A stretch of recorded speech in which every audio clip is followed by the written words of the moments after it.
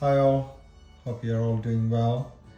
So I got these Dali Sonik 5 speaker last week, and since then I've been listening to them, and I thought like I'll share some of my observations about these speakers. I'm very impressed with this speaker so far, and it quite matches the sound signature that I really like. So if you are considering buying one of these speakers, and if you are the kind of guy who likes a similar sort of sound signature that I like, which is like um, a bit on the warmer side with clear and deep bass and smooth highs with clear vocals, then this is a good speaker to consider. But obviously, I suggest you go to one of the hi-fi dealers near you, arrange a demo, listen to the sort of music that you like, take your time, and then compare different speakers and then make a choice. So when I was looking for speakers, I had gone through multiple demos, have tried listening to multiple speakers. Then finally I decided to go with the Dali Sonic 5 speaker.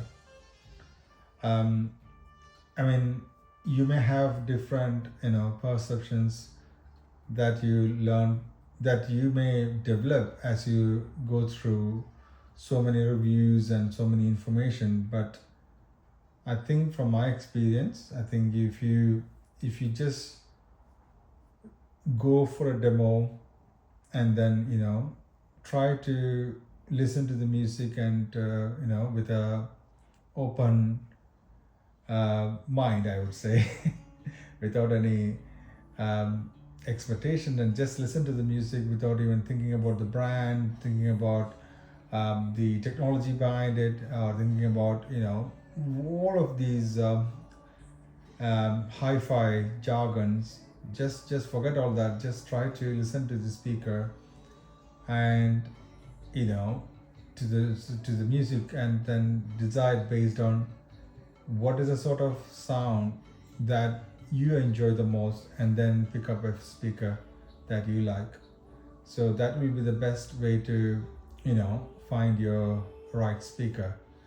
So this speaker, I mean, although they are not a very big floor standard, but then believe me that they punch is way above their size. I think I put some sound clips already on my channel, and some of my viewers were asking me if these speakers are connected to the subwoofer, and I can clearly say it is not. The subwoofer is part of the home theater that I've got, and is not at all connected to my two-way sound system. It doesn't require a subwoofer, in my opinion, or for the sort of music that I like, or the sort of sound that I like. This has got enough bass that I don't need to think about a subwoofer. It is so good. If I go if I go a bit above a normal listening volume, then it kind of makes me feel like it is going to shake my house. Is that big in terms of the bass. And the highs are also really good. They're very smooth, very clear, and especially the vocals, they are amazing. So I usually listen to, I can say I only listen to music streamed from my iPhone, from the Apple Music, to the amplifier which I'm using is the Marantz PM7000M. So I just stream it to that amplifier, and it just plays it on my speaker. Simple. So there is no rocket science behind it. I use a very simple streaming from my phone.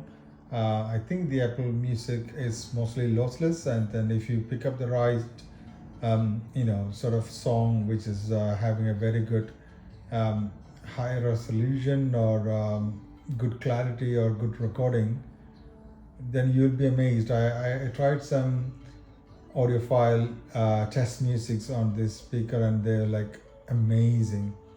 So it changes the way it sounds if you play that sort of music. But even for a generic listening, this is amazing. um, I think this speaker is definitely a keeper. When I bought this speaker, I had like 30 days to consider whether I'm keeping it or returning it.